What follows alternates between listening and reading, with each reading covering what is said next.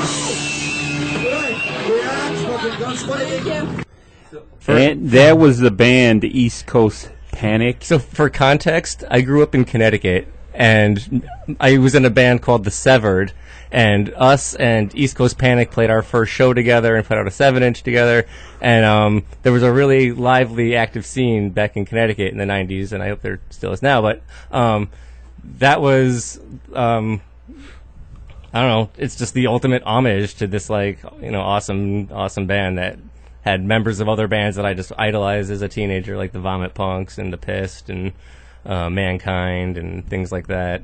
So it's just the ultimate homage to Al and Jen, and maybe this will get their attention in some context, and they'll be like, "Oh, there's a band that's named after, oh, it's that guy from The Severed from still holding on to these Connecticut memories of, I just love living in the past sometimes. It's easy.